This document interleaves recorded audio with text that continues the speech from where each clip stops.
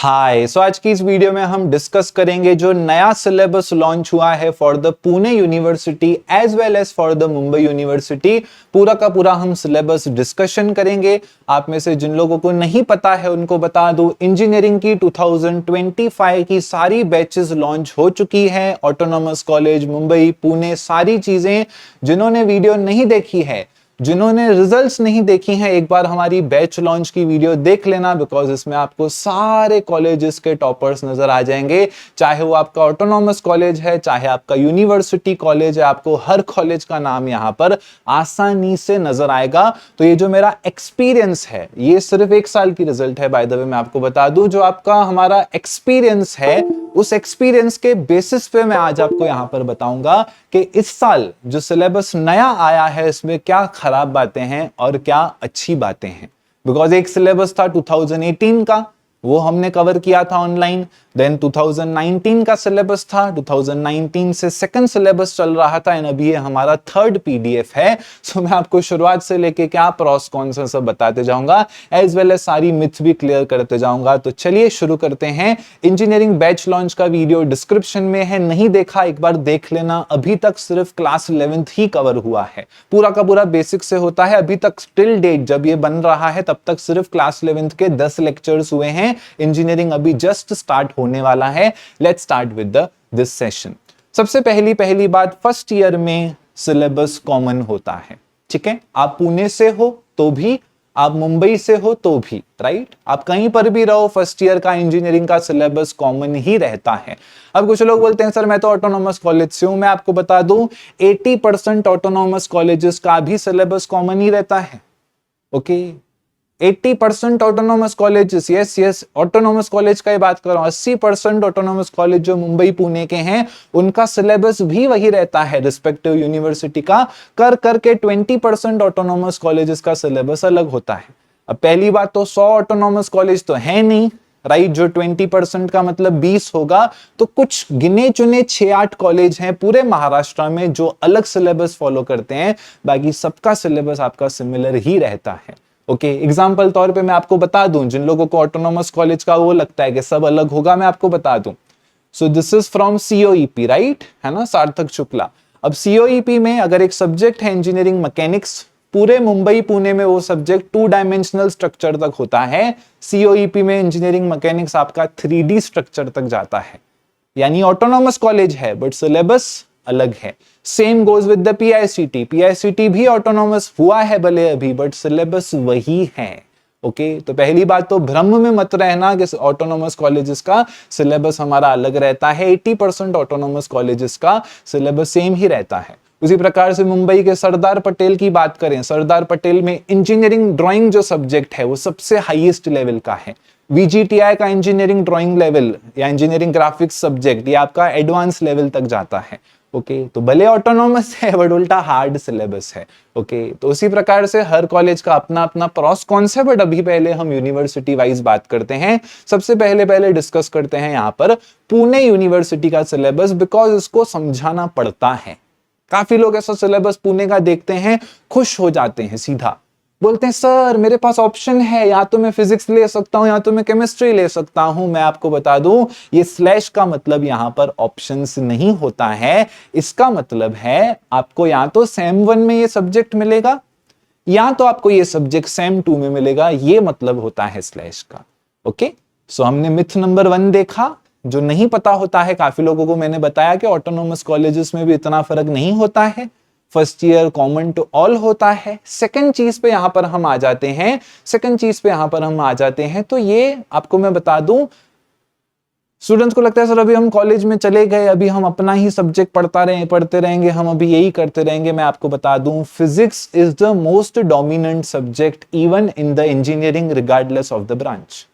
Okay, Pune university में 5 subject होते थे फिजिक्स के, अब इस साल से पुणे यूनिवर्सिटी में 4 सब्जेक्ट हैं फिजिक्स के। और मुंबई यूनिवर्सिटी की बात करूं तो मुंबई यूनिवर्सिटी में हमारे 3 सब्जेक्ट होते हैं फिजिक्स के। ओके, तो अभी हम एक एक करके सब्जेक्ट देखते जाते हैं। तो पहला सब्जेक्ट मैथमेटिक्स पुणे में भी है, मुंबई में भी है। दूसरा सब्जेक्ट फिजिक्स पुणे में भी है, मुंबई में भी है। तीसरा सब्जेक्ट केमिस्ट्री पुणे में भी है, मुंबई में भी है। यहां पर अगर आप देखोगे तो एक सब्जेक्ट है basics of electronical engineering.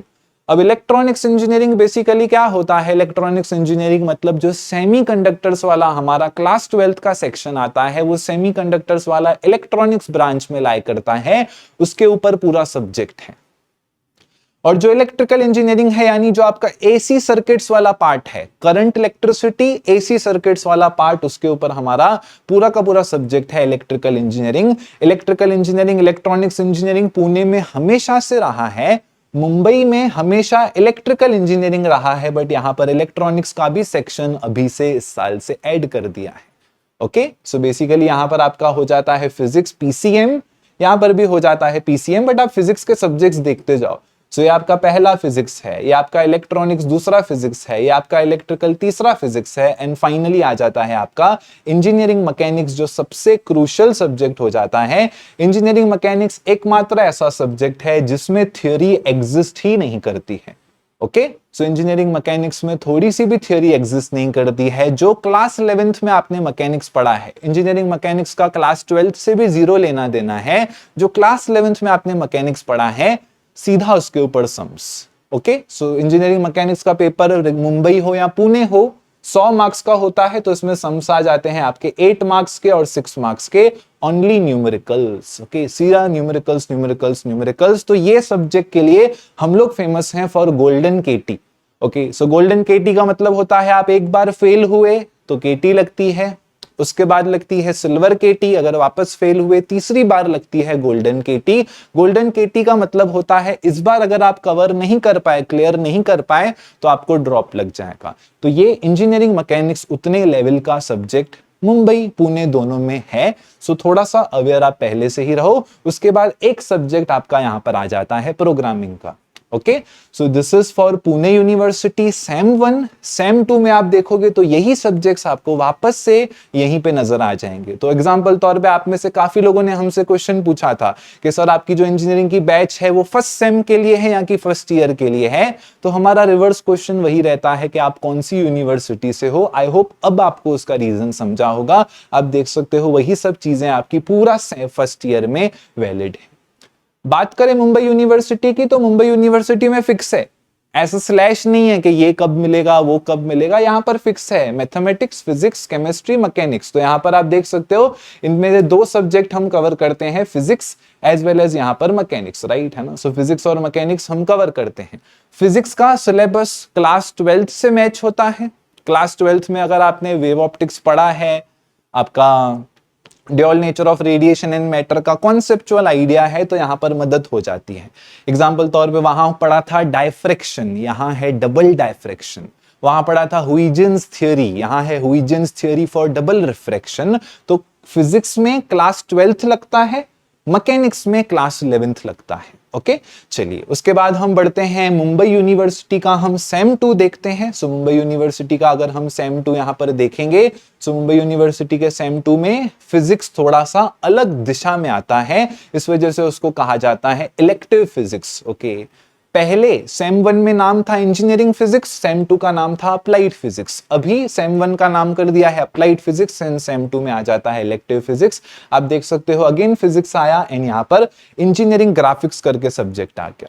Graphics subject Pune university में कंपलसरी सेम 2 में होता था लास्ट ईयर तक, बट अभी क्या कर दिया है, अभी उसको भी स्लैश में डाल दिया है, यानी किसी को सेम 1 में मिलेगा, किसी को सेम 2 में। ग्राफिक्स हमारा पुणे का लॉन्च हो गया है, मुंबई का लॉन्च अभी तक नहीं हुआ है बिकॉज इवेंचुअली वो सेम 2 में है। ओके, सो अभी उसकी इतना पहले तो नीड नहीं है। ठीक है, सो आई होप आपको सब्जेक्ट्स का ओवरव्यू मिल गया होगा। अब थोड़ा सा डिस्कशन करते हैं यहाँ पे, क्या मुझे अच्छा नहीं लगा। ओके, ऐसी कौन सी चीज है जो मुझे अच्छी नहीं लगी। अभी मुंबई यूनिवर्सिटी में क्या होता है, मुंबई यूनिवर्सिटी का मैं आपको एग्जाम पैटर्न बताता हूं। ओके, एग्जाम पैटर्न बताता हूं। सो मुंबई यूनिवर्सिटी का एग्जाम पैटर्न कैसा होता है, पहले होती है एक यूनिट टेस्ट जिसमें 2 चैप्टर आते हैं, फिर होती है यहां पर दूसरी यूनिट टेस्ट जिसमें अगेन नॉट चैप्टर, पहली बात तो यूनिट्स। आइए समझने का प्रयास करते हैं यूनिट्स का क्या मतलब होता है। सो इंजीनियरिंग के हर सब्जेक्ट में हमारे पास होते हैं 6 यूनिट। कितने यूनिट होते हैं हर सब्जेक्ट में, हमारे पास होते हैं 6 यूनिट्स। ठीक है, हर यूनिट के अंदर ऑन एन एवरेज होते हैं 2 चैप्टर, ओके, किसी किसी में 3 भी होते हैं, बट लेटर से एक यूनिट में हो जाते हैं यहाँ पर 2 चैप्टर। सो बेसिकली 6 टूजा यहाँ पर हो जाता है, एक यूनिट में 2 चैप्टर, 6 यूनिट हैं, सो टोटल हो जाते हैं आपके 12 चैप्टर्स। इसका मतलब जो महाराष्ट्र बोर्ड की आपने अभी टेक्स्ट बुक देखी थी, सो महाराष्ट्र बोर्ड की टेक्स्ट बुक में आपको थे 16 चैप्टर्स, राइट। वो 16 चैप्टर्स आपको करने थे एक साल में, यहां पर आपके पास हैं 12 चैप्टर्स, 12 चैप्टर्स आपको करने हैं 6 महीने में। अभी उसमें 12 चैप्टर्स में आपको फिजिक्स के भी 12 चैप्टर्स हैं, मैकेनिक्स के भी 12 चैप्टर्स हैं, इलेक्ट्रॉनिक्स के भी 12 चैप्टर हैं, ये चीज याद रखना, राइट। इलेक्ट्रिकल समझो अगले सेम में मिलता है प्रोबेबली, तो बेसिकली 12 3 48 चैप्टर्स आपको हो जाते हैं एक फिजिक्स के सेट में फॉर पुणे यूनिवर्सिटी, ओके। या मुंबई के लिए भी वैलिड है, बट मुंबई में फिजिक्स ऐसा है 2 सब्जेक्ट उधर है, यानी मुंबई वालों के लिए 24 चैप्टर हो गए। अभी इसमें क्या मुझे अच्छा नहीं लगा वो मैं बताता हूं। So that is basically exam pattern. थोड़ा सा हम एग्जाम पैटर्न के बारे में देखते हैं। तो मुंबई यूनिवर्सिटी में कैसा होता है, मुंबई यूनिवर्सिटी में आपकी पहले फर्स्ट यूनिट टेस्ट होती है जिसमें 2 यूनिट आते हैं, देन सेकंड यूनिट टेस्ट होती है जिसमें 2 यूनिट आते हैं, देन एक फाइनल एग्जाम होता है। फाइनल एग्जाम 100 मार्क का पेपर होता है जिसमें बेसिकली आपका पूरा सिलेबस आता है, यानी 6 के 6 यूनिट आते हैं, ठीक है। सो ये मुंबई यूनिवर्सिटी में हमेशा से ऐसा रहा है और अभी भी यही पैटर्न है, इन्होंने एग्जाम पैटर्न को नहीं बदला है। पुणे का अभी तक क्या होता था, मैं यहां पर बिफोर वर्ड का इस्तेमाल करूंगा। पुणे में अभी तक कैसा होता था, 2 सेमेस्टर होते थे। एक होता था इनसेम जिसमें 2 यूनिट्स आते थे, एक होता था एंड सेम जिसमें 4 यूनिट्स आते थे। तो मैं कंपैरिजन में हमेशा पुणे यूनिवर्सिटी मुझे थोड़ा बेहतर लगता था। लाइक आपको एक साथ पूरा सिलेबस नहीं पढ़ना है, आप 2 यूनिट पढ़ो, एग्जाम दो, खत्म हो गया, बस इन सेम खत्म, वापस से वो नहीं पढ़ना है सिलेबस, ओके। आप फिर 4 यूनिट दो, एंड सेम खत्म। जबकि मुंबई का कैसा था, इमेजिन करो कल आपका फिजिक्स पेपर है, वापस से 12 चैप्टर, तो वही स्ट्रेस जो आपको अभी था, राइट। तो यहां मुझे थोड़ा स्ट्रेसफुल लगता था, यहां स्ट्रेसफुल कम लगता था। अभी इन्होंने क्या कर दिया है, पुणे वालों ने यूनिट वाइज एक यूनिट नाम के लिए कर दिया है कम, ओके। तो सिलेबस थोड़ा सा रिड्यूस कर दिया है। लास्ट यूनिट हमेशा छोटा यूनिट होता था जो 4 लेक्चर में होता था, वो चाहे पुणे हो चाहे मुंबई हो, लास्ट यूनिट सबसे छोटा होता है, तो वो यूनिट कर दिया है कम।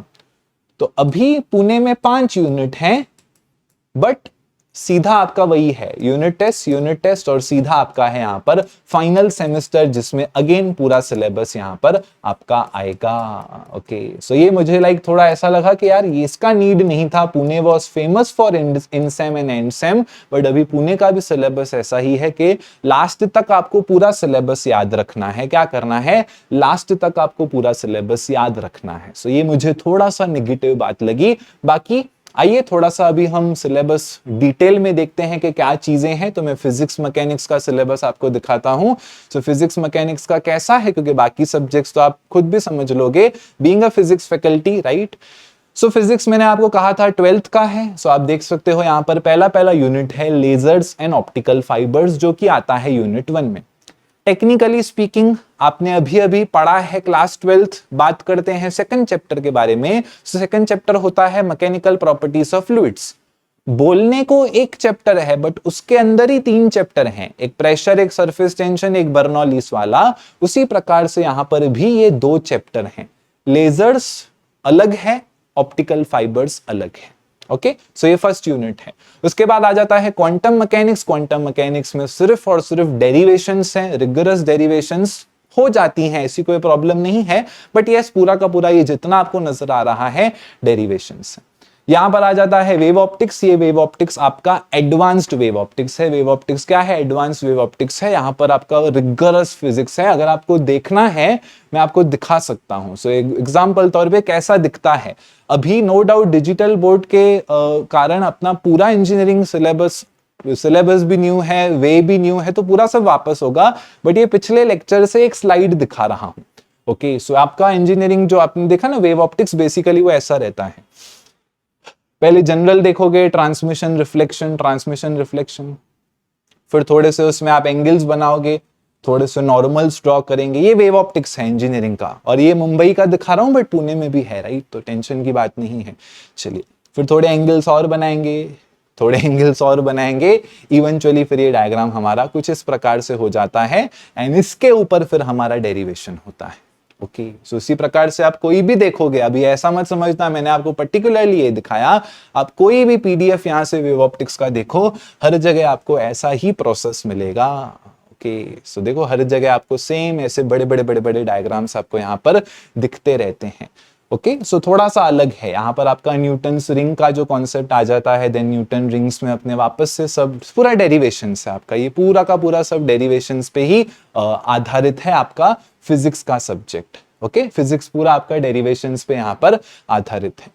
चलिए उसके बाद अपना semiconductor physics and ultrasonic. Ultrasonic कभी भी किसी भी सिलेबस में नहीं था, 2014 वाले 2012 से लेके जो 2018 तक सिलेबस था तब अल्ट्रासोनिक था, अब वापस डाल दिया गया है।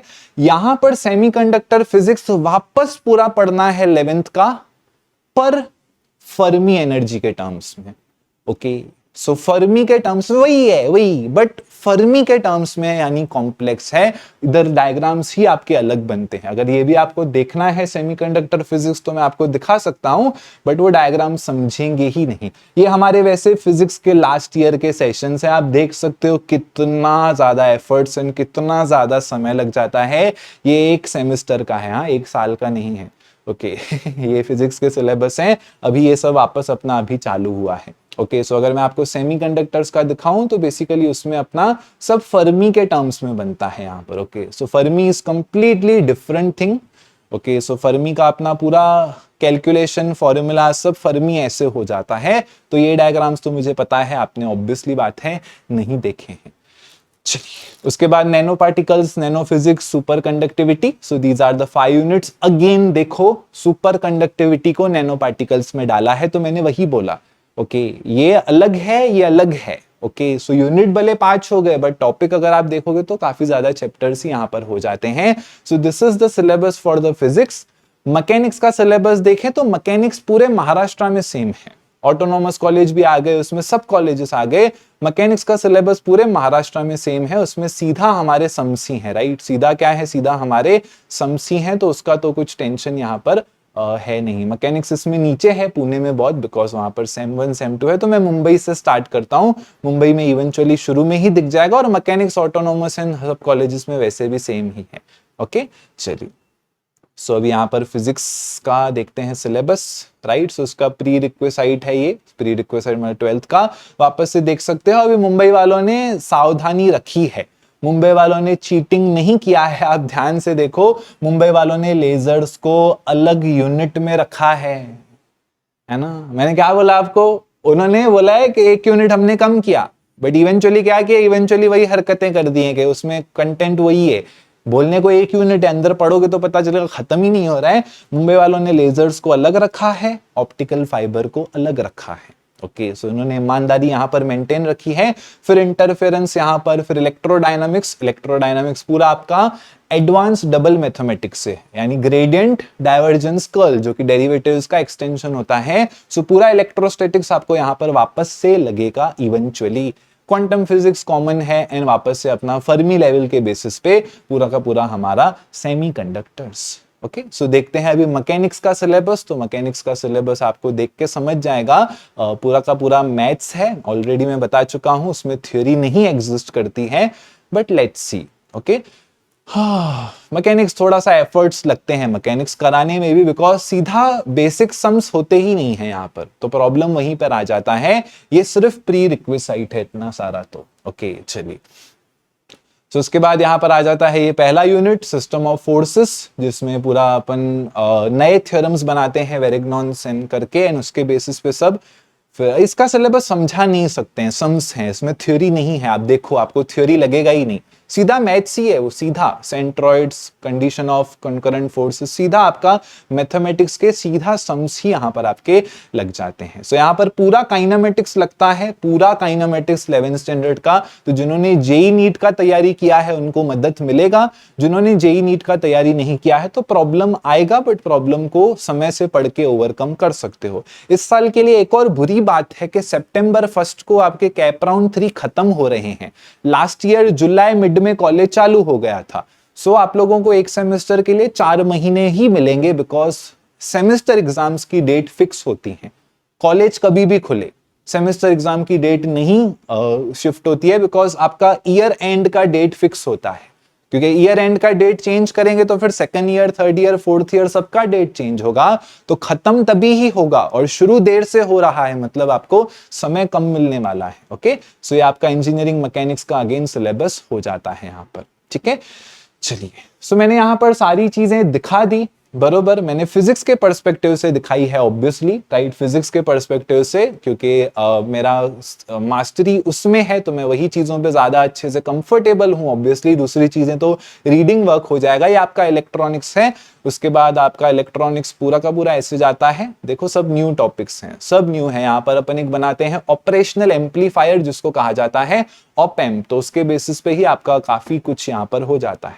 एंड अगर आप इलेक्ट्रिकल देखोगे, सो इलेक्ट्रिकल में आपका पूरा Norton's theorem and Thevenin's theorem, Norton's और थेवेनिन्स थ्योरम के बेसिस पे आपके चैप्टर्स हो जाते हैं। ऑब्वियस सी बात है, मुझे ये सारी चीजें आती हैं, बट मैं सारी चीजों के लिए बैच लॉन्च नहीं कर सकता हूं, क्योंकि आखिर भी इंसान हूं है ना। तो ये सारी चीजें आपकी उसी के बेसिस पे हो जाती हैं, एसी फंडामेंटल्स। ओके, तो पूरा का पूरा एसी सर्किट्स के बेसिस पे आपका अभी ये वही है, LR circuit, RC circuit, LRC circuit, but पढ़ने का तरीका वही नहीं है।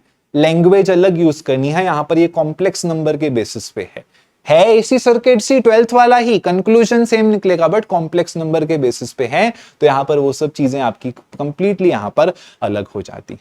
सो मेरे हिसाब से यहाँ पर मैंने सिलेबस कंपैरिजन आपको बता दिया। अब थोड़ा सा मैं आपको ओवरव्यू देता हूँ कैसा कैसा जो मैं आपको दिखा सकता हूँ। तो मैंने आपको फिजिक्स के बारे में दिखा दिया कि क्या डिफरेंसेस हैं। यहाँ पर ये ग्राफिक सब्जेक्ट है, तो ग्राफिक सब्जेक्ट का ही दूसरा नाम होता है basically engineering drawing. Okay, graphic subject को ही इंजीनियरिंग ड्राइंग कहते हैं। तो उसमें अपन क्या करते हैं, उसमें हम लोग ऐसा अलग अलग सेक्शंस बना के यहाँ पर इनका व्यू लेते हैं। ओके, सो लेट अस से मैं आपको फॉरवर्ड करके दिखाता हूँ। यहाँ पर काफी बड़े बड़े सेशंस हैं। लाइक ये आपको ऐसा स्ट्रक्चर दिया गया है फॉर से। ओके, तो ये स्ट्रक्चर को आपको टॉप व्यू, फ्रंट व्यू, है ना, टॉप व्यू, ये सब चीजें करते करते ऐसा आपको यहाँ पर ये ऐसे डायग्राम्स आपको यहाँ पर कंप्लीट करने पड़ते हैं। ओके, तो अगेन आप इसका भी सिलेबस देखोगे तो इसका सिलेबस भी देखो कहाँ से कहाँ तक है। ओके, यहाँ से अगर आप सिलेबस देखो, खच खच खच खच खच खच खच खच खच खच खच, ये पूरा पूरा अपना इंजीनियरिंग ग्राफिक्स है, मुंबई का एज वेल एज पुणे का। Okay, so this was about the graphics thing. आपको सब्जेक्ट ऐसा ही है, पूरे सब्जेक्ट में आपको ड्राइंग पेपर पे यही सब चीजें बनाती जानी है। फिजिक्स का मैंने आपको थोड़ा सा इंट्रोडक्शन दिखाया। इस साल ऑब्वियसली पूरी चीजें न्यू क्रिएट हो रही हैं। बाकी मैकेनिक्स एक दिखाना मेरा रह गया है। सो लेट्स से मैकेनिक्स, तो मैकेनिक्स का अभी हमारा ये मैकेनिक्स का सिलेबस है। ओके, सो पहले क्लास 11th करते हैं। ये लास्ट ईयर का है, इस साल का मैकेनिक्स मैंने इस साल अभी तक मैंने क्लास 11 तक ही पहुंच पाया हूँ। सो 10 लेक्चर मैंने अभी लिए हैं, अभी के हैं ये सब। ओके, लेटेस्ट है सारी चीजें। सो अभी ये चल रहा है, अभी ये सब होना बाकी है। सो इतना सिलेबस देखो आपका हर सब्जेक्ट का है। ओके, सो क्योंकि सिलेबस इतना ज्यादा है और एक एक लेक्चर ये 40-40 मिनट का आराम से है। ओके, सो क्योंकि सिलेबस इतना ज्यादा है, सो सबसे सजेशन है पढ़ाई थोड़ा सा जल्दी स्टार्ट करो। मैं सिर्फ फिजिक्स का बता रहा हूं, बट आप सोचो दूसरे सब्जेक्ट्स भी हैं, राइट, आपके दूसरे सब्जेक्ट्स भी हैं, तो पढ़ाई तो करना पड़ेगा। कॉलेज लाइफ आपकी कब से एंजॉय होगी? कॉलेज लाइफ आपकी एंजॉय होगी सेम 3 से, प्रॉपर आपकी एंजॉय होगी। पहला साल ट्रेवलिंग का सेटलमेंट, एडजस्टमेंट, फिजिकल आपकी बॉडी एडजस्टमेंट उसमें जाएगा, इतना सिलेबस झेलने की आदत उसमें जाएगा। मेंटल पार्ट सिलेबस जेल में निकलेगा, फिजिकल पार्ट ट्रेवलिंग इशू अगर है उसमें निकलेगा। सेम 3 से आपकी कॉलेज लाइफ प्रॉपर एंजॉय होगी। So that was all about this video. सारी चीजें मैंने आपको बता दी। किसी को कुछ भी शंका है फिजिक्स और मैकेनिक्स से रिलेटेड, मैं 2 ही सब्जेक्ट ऑनलाइन में लेता हूं, फिजिक्स एंड मैकेनिक्स, तो ऑलरेडी हमारा बैच लॉन्च का वीडियो बना हुआ है, चाहो देख सकते हो। सारी यूनिवर्सिटीज यहां पर कवर्ड हैं। ड्राइंग सब्जेक्ट भी एक यूनिवर्सिटी का लॉन्च हुआ है, मुंबई का अभी नहीं होगा बिकॉज अभी कोई नीड ही नहीं है। सो आप वो सब चीजें भी यहां पर देख सकते हो। बाकी डिटेल्स आपकी बैच लॉन्च की वीडियो में है और ये रिजल्ट्स भी आपके सामने है। ये भी सब आप हर कॉलेज यहां पर आप देख सकते हो। जो कंफ्यूजन है आपके मन में, ऑटोनॉमस कॉलेज, ये कॉलेज, तो मैं आपको वही बता रहा हूं, ऑटोनॉमस कॉलेजेस अभी वैसे भी ऑटोनॉमस है, right, Vivekananda, but still Vivekananda autonomous होके भी उसका सिलेबस मैच होता ही है। ओके, सो आपका सिलेबस वाइज तो पढ़ाई आपको अच्छी खासी, डीजे सांगवी भी ऑटोनॉमस है, राइट, बट डीजे सांगवी का भी सिलेबस मैच होता ही है। डीवाई पाटिल भी ऑटोनॉमस है, बट डीवाई पाटिल का भी सिलेबस आपका हो ही जाता है मैच। तो ऑटोनॉमस वाले ज्यादा ओवर कॉन्फिडेंस में नहीं रहें, पढ़ाई करना है, बस ये चीज आप मान के चलो। And that was all for this video. Take care, goodbye, all the best.